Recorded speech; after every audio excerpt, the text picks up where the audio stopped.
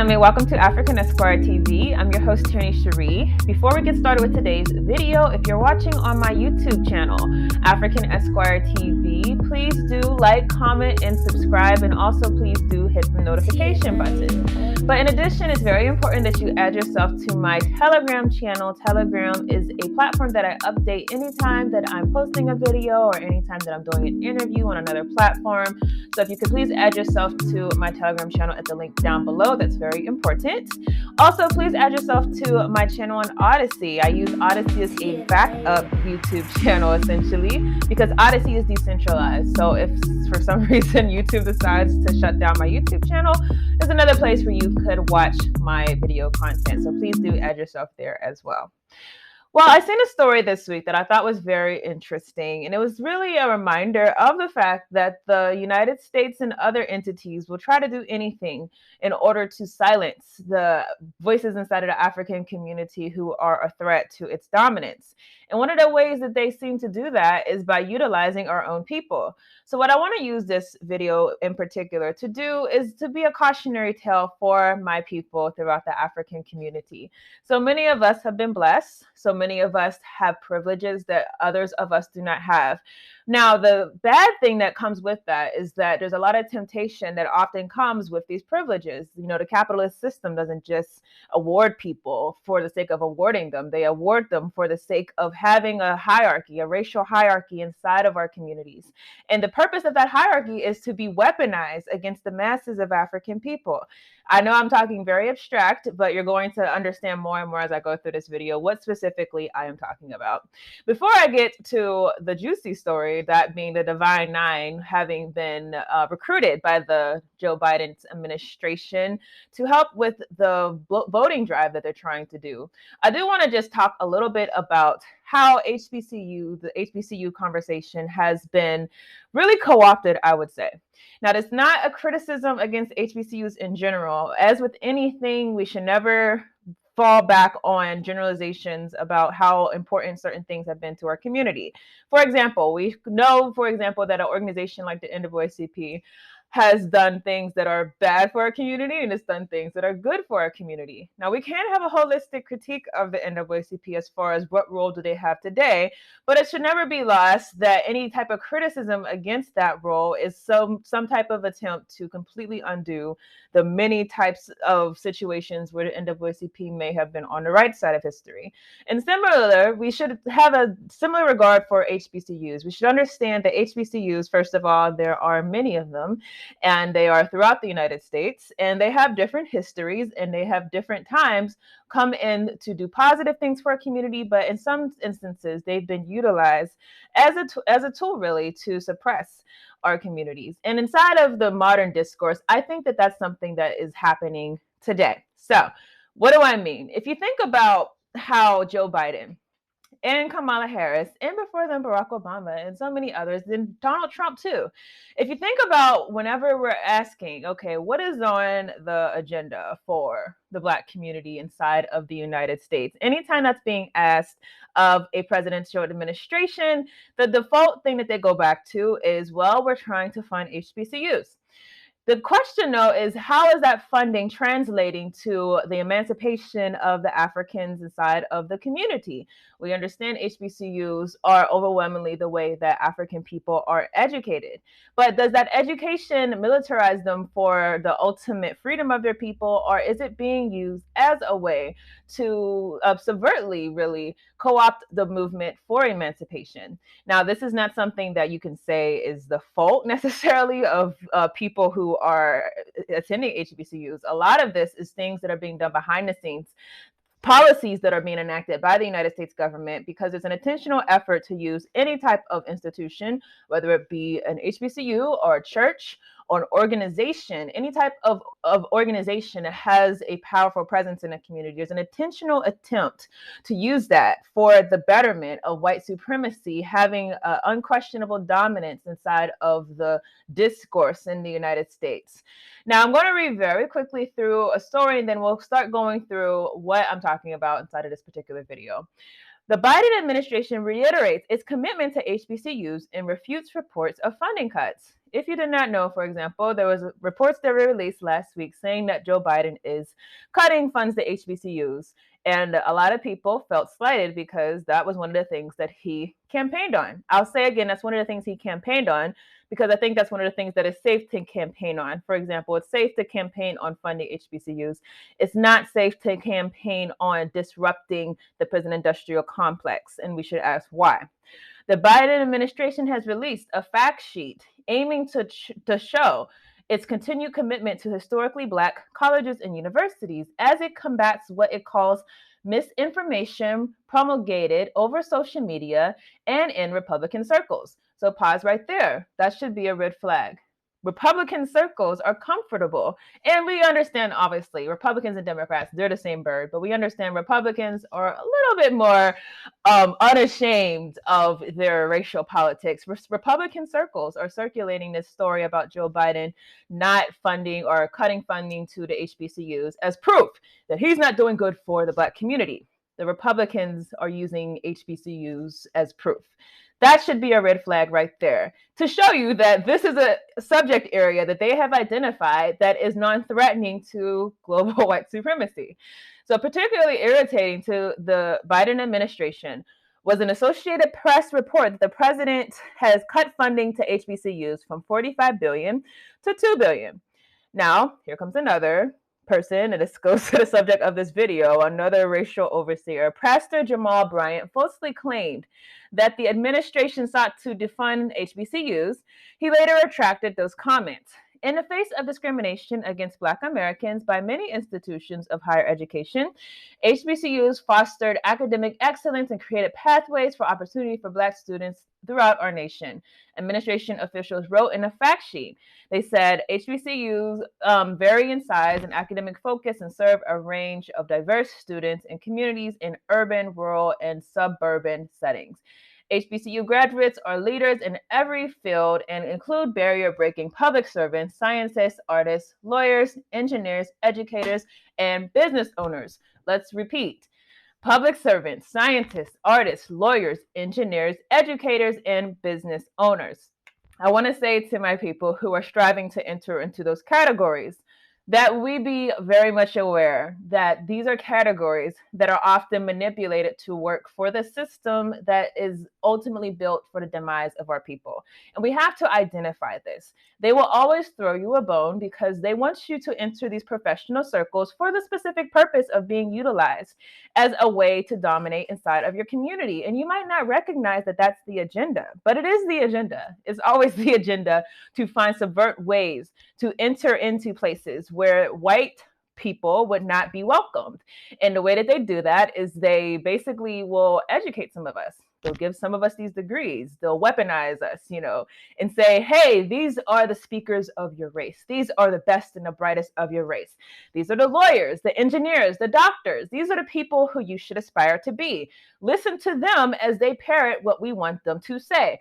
And I'm saying this obviously as someone who falls into one of these categories. It's very much a type of system that when you have it in your mind that you want to be a lawyer or a doctor or an engineer or whatever, there's an intentional effort to de-radicalize anyone who wants to enter into those occupations, which shows you, honestly, this is not just about HBCUs. This is about privileged positions, period. Whenever you're offered a privileged position, you're going to be offered a chance to be utilized by your oppressor. That's just the reality of what it is. And every single one of us, regardless of what type of college you go to, we have to make a conscious effort that if we're entering into the educational field, we're not entering to be utilized by the system against our people, but we're doing it honestly to challenge the system. Otherwise, if you do not come to that realization, then you will find once again that you have been used for the dismemberment of your community's liberation. So this is what we're going to be talking about today, specifically as the story that caught my attention, because not necessarily HBCU story. This is something that's been going on for a long time as far as the HBCUs, but reports being put out that the Divine Nine, the fraternities and sororities who have done many good things inside of the African community, but Joe Biden is going to them for help as far as getting voters, Black voters, to be weaponized as a tool for the Democratic Party. So before we get into that story, let's talk about some news that's happening around the African world.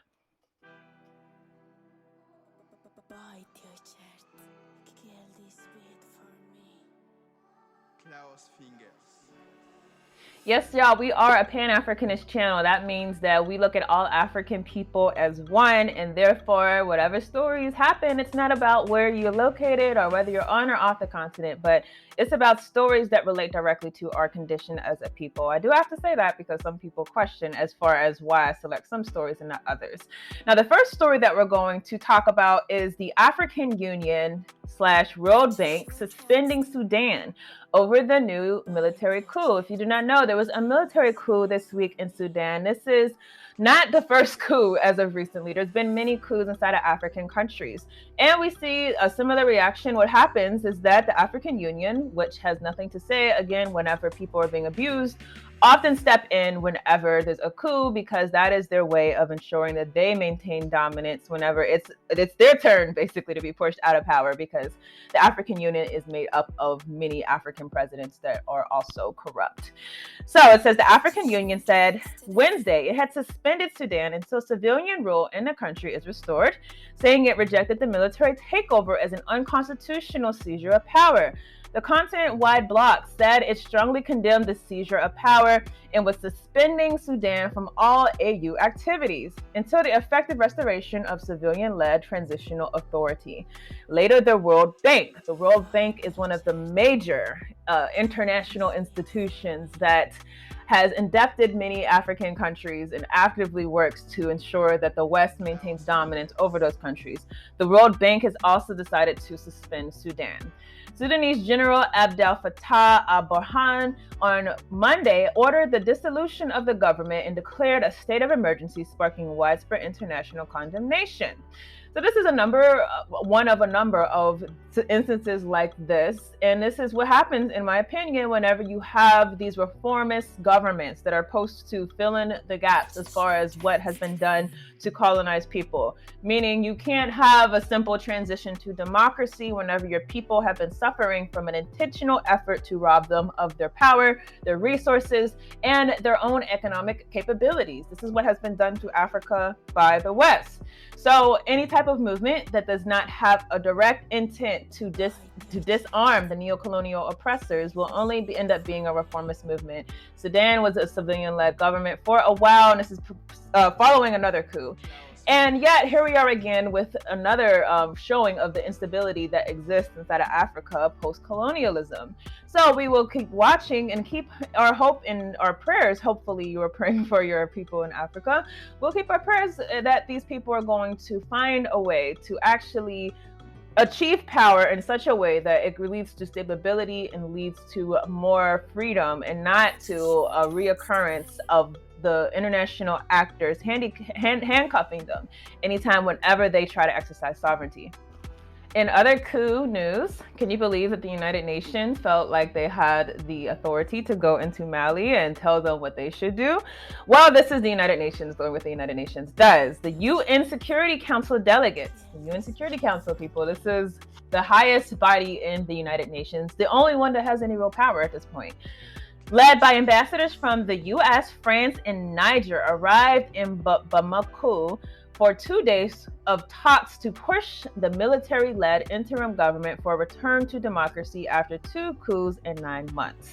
Now, you might say, why are they pushing this? They're trying to push this because a return to democracy essentially is a return to order as far as the world international order of things, being able to control an individual country. As of right now, Mali, like a number of other countries, such as Sudan and other West African countries, and countries throughout the world actually that have been experiencing coups, right now it's up for grabs as far as they're concerned, and they want to reassert their dominance. It says the delegation adds to international pressure on coup leaders to abide by a February 27th deadline by the Economic Community of West African States, the ECOWAS, another neo-colonial body. Now, Kenya's ambassador to the UN, Martin Kimani, said that it would be ideal for them to have a better understanding of the situation in Mali in order to know how best to help. I would say how best to control. They said, we want to understand the situation in Mali to feed our discussion in New York. As a and New York is where the United Nations is. As a fellow African country, the situation in Mali and Sahel is very dear to Kenya. Kenya is one of the United States' top allies and one of the countries that is utilized for military occupation of the African continent. That's something that has to be remembered. They said, "We welcome this mission with open arms. We found this an opportunity to present the reality of the situation in Mali and also to present the progress that is being made by the transitional government, but also to present our vision of what must be done to complete the transition through the organization of transparent and credible elections." So this is what's being said about Mali. And of course, the United Nations has one mission and one mission only, to ensure that those 5 countries that are inside a Security Council, the US, China, the US, China, England or Britain, France, and I'm missing one, US, China, and Russia. That those 5 countries are still the main voices as far as what's going to happen throughout the world. That is what the United Nations is tasked with doing. And because those countries are dominated by Western interests, if you look at even the composition, 3 out of 5 of them are specifically Western European countries. 4 out of 5 are European countries. If you look at the predominance of Western interests there, you'll see that the United Nations has no ability, as far as their permanent members, that is, has no ability to be unbiased, has no ability to show deference to the good of the Malian people, but they only have the ability to strive to achieve whatever it is that will continue the dominance of those 5 major powers. Last but not least, everyone, please go and check out a news article that was written by a friend to this channel, Egbuna Jr. He wrote a very riveting article talking about Colin Powell, and it is on a newspaper I also wanted you to check out called Southern African Times.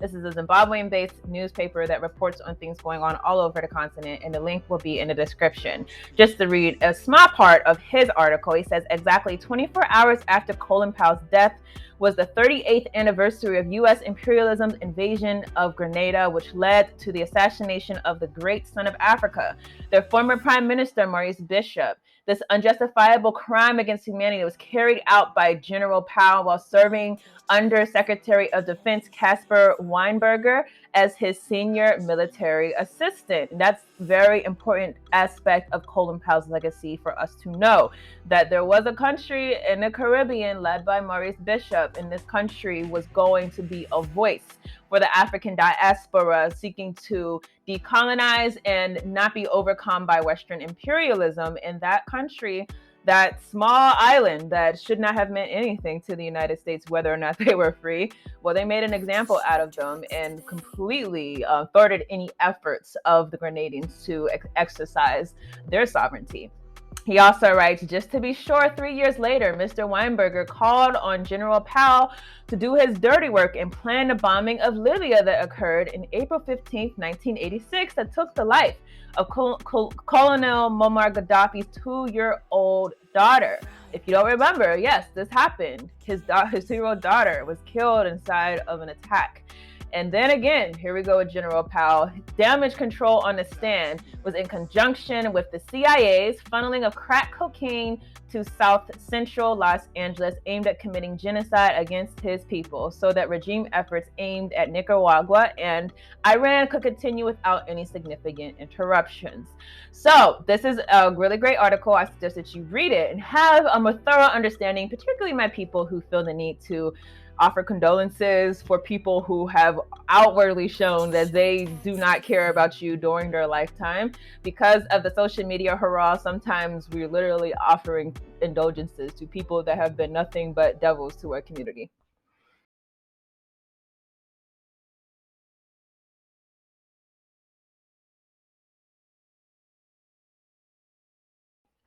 Overseers of the Black race. Now, I want to emphasize again, I know many of you probably went to HBCUs, many of you probably are a part of the Divine Nine. This does not negate all of the good things that have been done through these institutions for our communities. But it is a cautionary tale of how the institutions that we create could easily become used by the dominant forces to do what they have always done to us, to tell us what's good for us, to tell us what we need to do, to tell us how we need to vote, to tell us what's in our interest, This is what has been done historically over and over again. And we have to be very careful whenever we are approached by these colonial powers with deals, with meetings. Hey, we want to meet with you. We want to talk with you. What do you want to talk to us about? Why are you singling us out? These are the questions that we should be asking. And so that's some of the questions we're going to pose today. The Divine Nine is moving heaven and earth to galvanize Black voters for Joe Biden and Kamala Harris. It says this year's general election is unprecedented to say the least. Stakes are high, and for many people, notably Black Americans, lives are at risk. Now they care about your lives. Now they care about your lives. Now that voting could be a problem, and they could have a problem holding on to power to come in the next election cycle. Now they care about your lives. That's why several associations dedicated to bettering communities of color are mobilizing Black voters to cast their ballots. One such guild is the Union of the Divine Nine Greek organizations Alpha Kappa Alpha, Alpha Phi Alpha, Kappa Alpha Psi, Delta Sigma Theta, Omega Phi Psi Phi, Phi Beta Sigma, Zeta Phi Beta, and Sigma Gamma Rho, and Iota Phi Theta. For months, members have been diligently campaigning in favor of Joe Biden and Kamala Harris, galvanizing marginalized groups across the country to hit the polls before November 3rd. All right, y'all. So it's late at night and I'm editing this video, and I just realized that the article that I meant to read from was not the one that I read from. Although that article is also important, that one is about the last year election back in November. However, there's a news story that just came out that the Biden administration has facilitated help from the Divine Nine. So, because I want this story to be said for this video, I'm just going to read it really quickly. It says, to successfully enact new voting rights and police reform laws, President Joe Biden may need some divine intervention. But if he can't get that, at least he's working to get some from the Divine Nine. Formerly known as the Pan-Hellenistic Council, and the Divine Nine represents 9 historically Black fraternities and sororities and their alumni. It is arguably the most powerful organization in the Black community. And until now, they've largely been an untapped resource for administrations looking to connect with Black voters. So you see the whole intermediary aspect, that they're looking at them as a way to essentially have another way into the Black community. It says the Biden White House is trying to change that, intensifying its outreach to the group as it scrambles to reassure a crucial voting bloc that is growing increasingly unhappy with the lack of progress on its core issues. The Divine Nine boasts 2.5 million members worldwide, including some of the most influential and powerful Black people in the country and in the Biden administration. That includes Vice President Kamala Harris, Housing and Urban Development Secretary Marcia Fudge, and House Majority Whip Jim Clyburn, a leading Biden ally in Congress. I'm sure you all know he essentially got him this presidency whenever Joe Biden was losing. They said, we've been at this for quite a while and have had people in so many seats on those political tables for years. And we know that that makes a huge difference in terms of making sure that your voice is significant in terms of what it could do. That's what Beverly Smith said, the current national president of Delta Sigma Theta Sorority Incorporated. So it's the start of a discussion with this administration, but it's work the Divine Nine has been doing since its inception. The Biden White House sees the group as a particularly effective conduit of information and from their own members and the Black community at large. This is what his administration is saying. People should not underestimate the power of the divine. And that is collectively and individually as fraternities and sororities. Their reach is long and their reach is deep. And so for us, you don't get that many organizations who affect such a broad swath of people. Kamala Harris, she hosted an hour-long in-person meeting with the Council of Presidents of the 9 sororities and fraternities in her ceremonial office on October 6th. And she requested for the first time, all 9 organizations be invited to the White House to meet with a president or vice president. And this is something that was, like I said, unprecedented. And just closing out, the administration also added a monthly meeting with the Divine Nine, in addition to Black stakeholders that already takes place, essentially. So you can kind of see why this particular article was important to emphasize. This is something new, this is something unique. And so I'm going to go back to the video, but just so that you know, this is current information and that the other article was from last year. Not only is it a matter of standing up for racial equity, human rights, and social justice, but it's also a matter of, hear this, backing Kamala, a member of their family. Here we go once again. Kamala Harris gets to be utilized by the system. I mean, we know why Joe Biden picked her. He picked her for moments like this. Well, that's whenever we're going to be utilized by the system, whenever they want to find a way to have a person be the parrot, the talking parrot of white supremacy. And Kamala Harris is that person for Joe Biden. He didn't pick her for any other reason. I mean, I haven't heard of Kamala Harris doing much outside of being the face to advertise white supremacy, the face to say that, hey, we're post-racial, the face to say that, hey, we're moving forward. That's literally what she was picked for. Now, when Kamala pledged, AKA at Howard University, where she graduated in 1986, after studying political science and economics, she joined a lineage that's committed to uplifting their lineage. So when a D9 comrade needs their squad to pull up, that crew comes through. We're seeing the impact of Black Greek sororities and fraternities in this election as they canvass the stroll to the polls initiatives. Personal observation, I don't often hear about Kamala Harris reference the fact that she is of some African ancestry, or reference the fact that she went to a HBCU. And this is my first time really ever hearing her reference the fact that she's an AKA. And it's interesting that these things are only brought up in conversation about trying to appeal to our people, to get something that they want. And that's really what they utilize us for. It's not about any true allegiance to her community. I don't see her hanging around and talking to people unconnected to an agenda. To me, this is very specified to try to galvanize support for Joe Biden. And unfortunately, some of us fall for it. Some of us are so, once again, thirsty for acceptance by the dominant white society that we're willing to conspire with our with people like Kamala Harris, and willing to see her do the same thing to our communities that has been done historically. That is people who are pushed up and put in a position of privilege, having the right to go into our communities whenever it suits their interests and leave without ever doing a single thing for us. This is something that has been done historically to our people, and we're not mad about it, clearly, because we haven't done anything about it. Every once in a while you have someone who actually does try to do something about it, and then all of the media parrots gang up on that person and call them out, say that they're not helpful, say that they're not doing good for the community. This is the way that they conspire to silence us over and over again. So what do I mean by the Black overseers? I think it's important for us to know there's a long history in our country of Black overseers, or more specifically, Black slave drivers.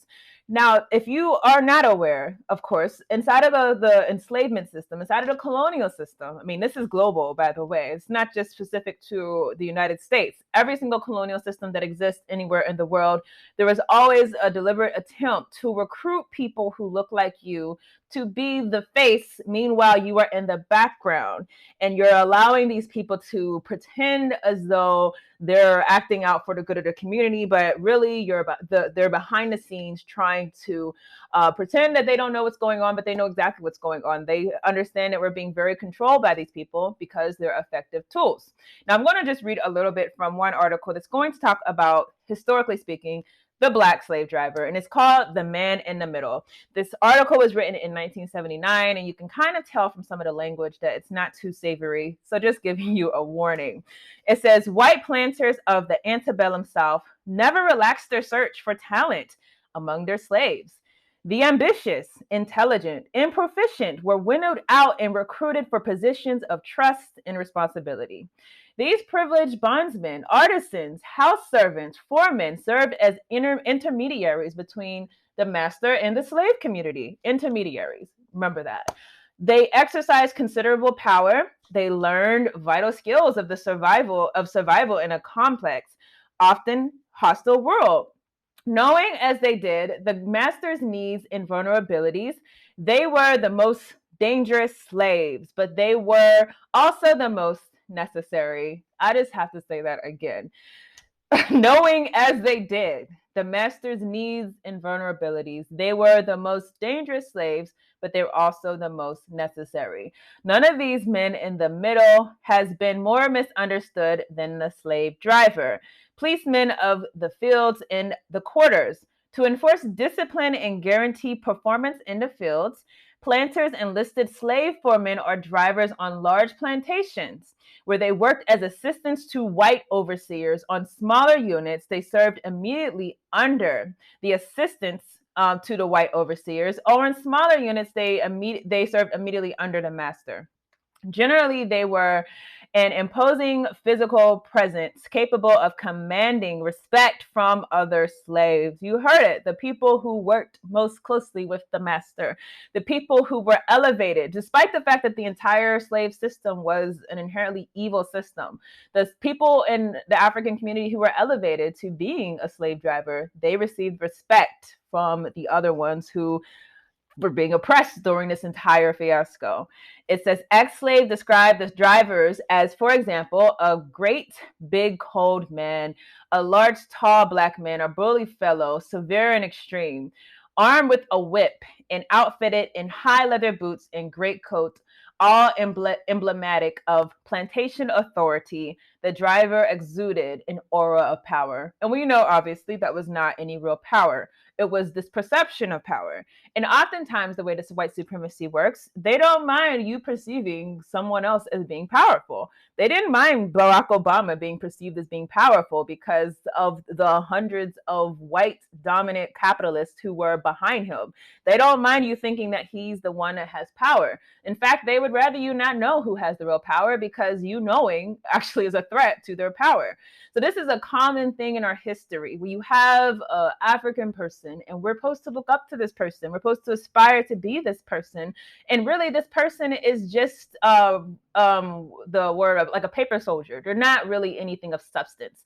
The only thing that they can do is find more ways to hurt you, but they have nothing of harm to the dominant system because they're controlled by that system. It says, masters often conferred with their black slave drivers on matters of farming or on social arrangements in the quarters. Basically, they were their spies, and they deferred to their advice. As the driver matured and became knowledgeable, his relationship with his master became one of mutual regard. I don't know if that's so true, but at least he felt like he was mutually regarded as good by the master. Now, this is in sharp contrast to the master's less settled and more transient relationships with the white overseers. In exchange for the driver's services, the planter compensated him with privileges, even offered him freedoms. More immediately, planters tried to encourage the driver in a variety of small ways with bits of praise and pats on the back and even presents. They gave him material rewards such as double rations, superior housing, and gifts for the driver's family. I'll say in a modern sense, they might give you a huge salary. They might give you a nice title. They might give you a wonderful vacation benefit package. These are the pats on the back that you might get. Some masters allowed their drivers to marry women off the plantation, and a few drivers had more than one wife. Planters also set aside extra land for the driver's personal use and allowed him to draft other slaves to tend to his garden and cotton patch. He was usually permitted to sell produce on his own garden in town for cash. Drivers also went to town to purchase supplies for the master, to do errands, and to transact business for the slaves. They often received cash payments of 10 to several $100,000 a year as gifts or even wages. During winter months, some drivers hired themselves out to earn extra money, and others learned traders with which to build personal estates. Conspicuous consumption heightened the driver's standing and gave sanction to his authority. Do you see the parallels that we have today? And I want to emphasize that we might look back at this and say, oh, that's ridiculous. Who would want to be a slave driver? Like, you're still a slave, your people are still slaves, you're hurting your people. You might look at this, but if you actually stand back, there's a lot of ways that this mirrors some of the things that we aspire to. Many of us are okay working inside of governmental administrations that literally were created to keep the African world in a submissive position. Some of us were very happy when Okonjo-Iweala became the head of the World Trade Organization, despite the fact that this same organization is directly responsible for the debt burden of many African countries, and the reason why many African countries are unable to get out of the conditions that they're in. Despite that fact, some of us were praising this as a great accomplishment. And these are the things that they do to us. Some of us were praising the fact that, is it the Secretary of State, a Black man who was elevated to this position, or no, it was I believe it's the first Black head of the Pentagon. The point is, we praise these things, and we think that it's good whenever we see these people get benefits from their position. And we do aspire to it. We aspire to have a big house. We aspire to have these big estates. We aspire to have an island named after us. We aspire to these gifts. But if we're understanding of the fact that I don't care who you are or where you work, all of us are inside of a global system of enslavement. That is the truth. You could be Jay-Z flying around inside of jets. You could be a common post office worker. We're all inside of this system, and all of our say and any type of effect that we have on the system is literally an illusion. They allow you to think that you're free, even though you're not free. So when you become aware of that, these things that we aspire to become very meaningless and kind of make you question, why am I aspiring to this instead of freedom? Why am I aspiring to this big salary instead of aspiring to having a community where the police can't just come in and arrest everyone up whenever they want? Why am I aspiring to big African businesses inside of our country and having these resorts and everything, but we're not aspiring to control over our natural resources? So you kind of see that we're all being fed this idea that these small concessions are meaningful, even though they're literally the opposite. Now, with the Black overseer in mind, let's just very briefly, we're not going to go too much into this because there's so many examples across the board, but we're going to just go back into the HBCU conversation to understand how they try intentionally to create Black overseers out of these institutions that are historically Black, or inside of different institutions that are even white controlled. But they do this very intentionally, and this is one of the ways they do it. So there's an institute program. This is funded by the Department of the Interior. It's called the Minority Serving Institution. This is an institution that is, again, a federal institution, and it's a program where they're trying to fund different institutions, specifically HBCUs. The program taps into the talents of students and faculty attending our nation's minority serving institutions, with hopes of fulfilling the department's mission and objectives. Again, they're telling you this is for us fulfilling our objectives. They say to accomplish this mission, we need the best and the brightest to work and partner with the department. I wanted to pull that out because that's a very important way to look at it. If you work with the Department of Defense, if you work with the CIA, you're not just working with them, you are partnering with them. And let that be the way that you refer to any job that you take. If you're working for an institution, you are partnering with that institution, and the partnership may be very lopsided. Of course, you're not the person holding the power. But what they perceive this as is a trade-off. We're going to give you small concessions, and for that, we're going to use your likeness and your image to be able to, again, go back into your community and tell a story that is contrary to reality. The story is that we're diverse and that we have so many people of different ethnicities, and even the African people who are doing the worst in the world, well, we're doing right by them. In fact, it literally says inside of the description, again, this is from the Department of the Interior, the department is proud to work with MSI partners through in-kind services, volunteerism, diverse hiring grants, and contacts. So that's the story that they want to be put out there, and that's what they're going to use your presence for. Just to go a little further, it says MSI institutions of higher education that serve minority populations. They are unique in their mission and their day-to-day operations. Some of these colleges and universities are located all over the country. Some of them are decades old, while others have been striving for more than a century to give their constituents the social and educational skills needed to overcome racial discrimination and limited economic opportunities. Through presidential executive orders and special legislation enacted over the past 20 years, MSIs have accessed department funds and leverage other department resources on behalf of their students and communities. So you see the setup right there, right? This is being poised as a way to have people who are of the more disenfranchised communities have the opportunity given to them by the president. The president orders this. They are given the opportunity to compete in America, to be a part of the American dream, and that's how they'll use you to advertise these types of arrangements. Now, let's talk about the CIA specifically, and that's where we're going to basically focus in for the rest of this video. If you're working with the CIA, you're partnering with the CIA. Just put that out there. If you're working for the CIA, you are partnering with the Central Intelligence Agency. That's what you're doing.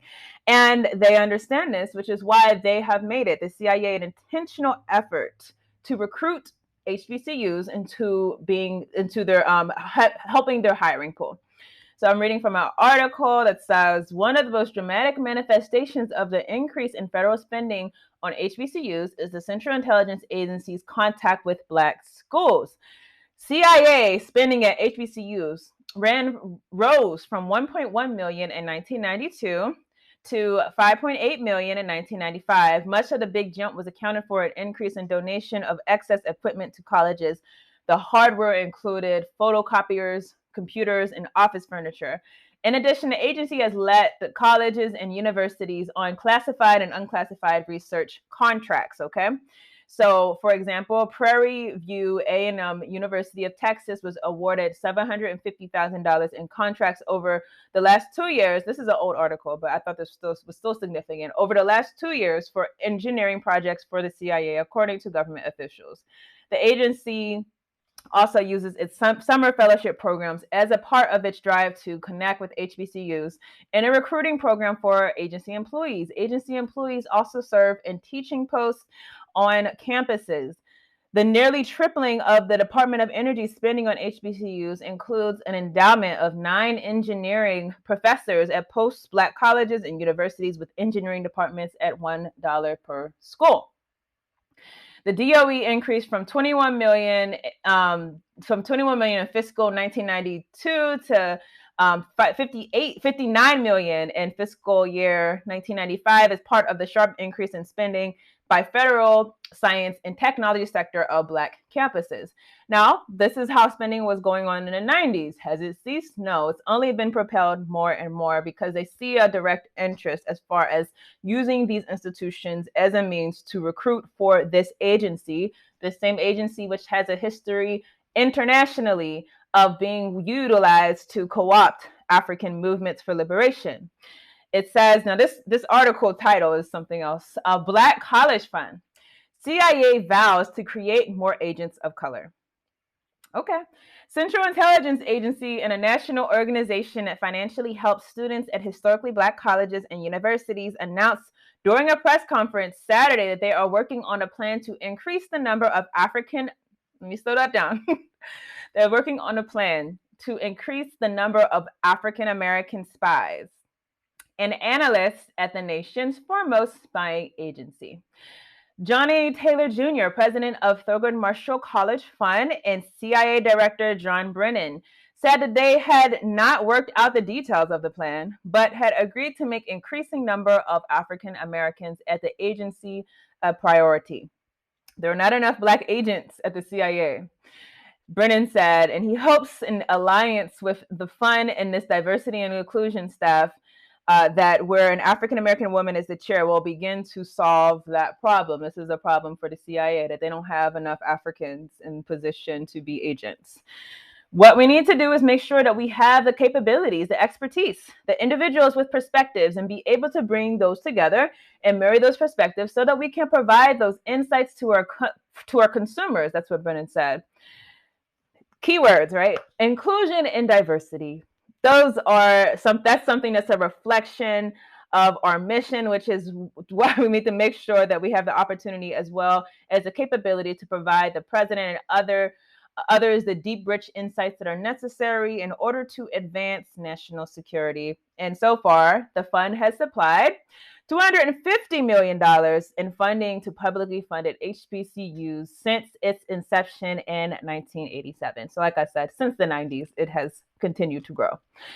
What is the takeaway of this story? Whether it's an HBCU, whether it's a Divine Nine fraternity or sorority, whether it's a Black organization, whatever it is that is created by your people for a specific purpose, let's just keep in mind that there is an active effort to find ways to co-opt those movements.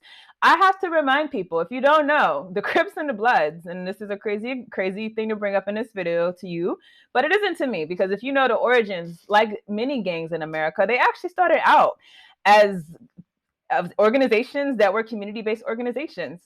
The Black Guerrilla family, same thing. What happens is that there's co-optation, and then you have a purpose being completely derailed for the imperialists. Now, this might seem worlds away from what's happening, but it's not really worlds away, because co-optation is co-optation. If they can find a way in your organization to derail your purpose, to make your purpose self-destruction, they will do it.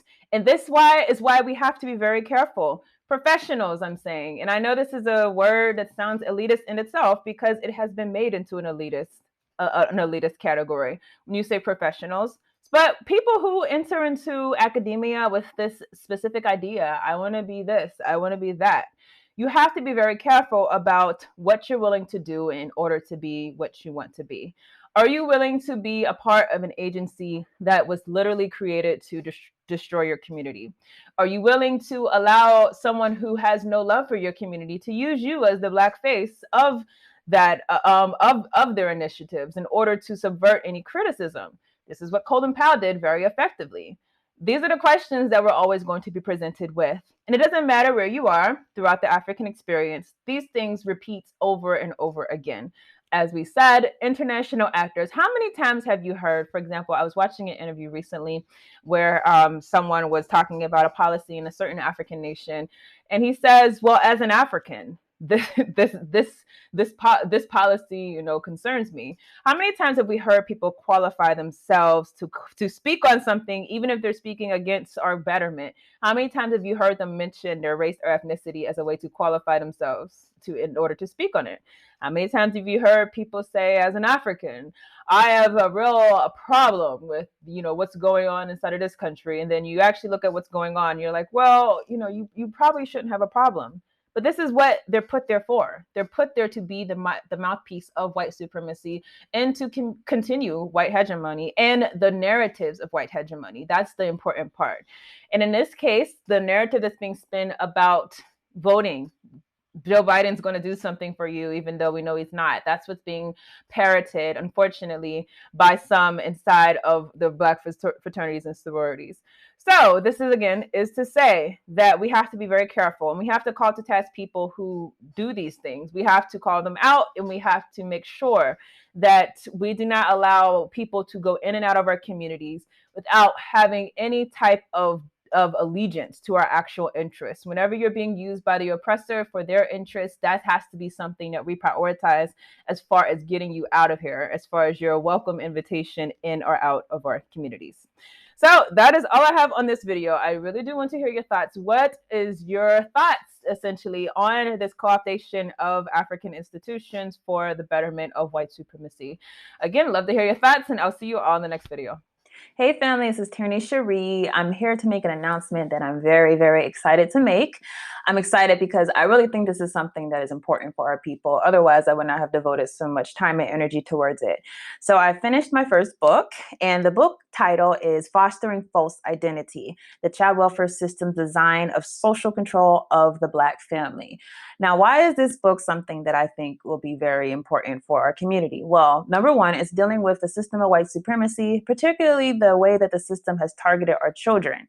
If you don't know, our children are literally our future. Without our children, we have no future. And so understand that the system is very crafty when figuring out what to derail first. And to me, it's no mistake that the system particularly went after the Black family. If you look at what happened whenever we were enslaved by this system, and continues to go after the Black family, continues to go after Black children, continues to try to villainize African parents. So for that, I wanted to particularly talk about this subject. Now, the other thing that the book will deal with is our African identities. Why is it that our African identities are a threat to this system? Why is it that whenever we want to identify ourselves as being African, we get so much drawback inside of the Black community? I think a lot of us are not aware of the history of assimilationist thought inside of our community, this idea that we have to be close to white in order to be accepted. And so that's another subject that we delve into in this book. So I'm hoping that anyone who is, obviously, if you're a parent, a Black parent, and you really want to understand why it is that these systems are going after your children, I encourage you to read this book. I hope that it will arm you with a lot of knowledge and a lot of foresight, not just about how to protect your own children, but how to organize in your community, because that's really the purpose of the book, is to say that we have to organize among ourselves in order to protect ourselves from this white supremacist system. And then obviously, if you're an organizer in general, this is something that I think is important for you to read, because like I said, this is a subject in the Black community that we just don't discuss enough. Child welfare is not something that is going to get enough attention. People, obviously, will organize them around other causes, but this is one that is really important that I feel like we have to pay more attention to.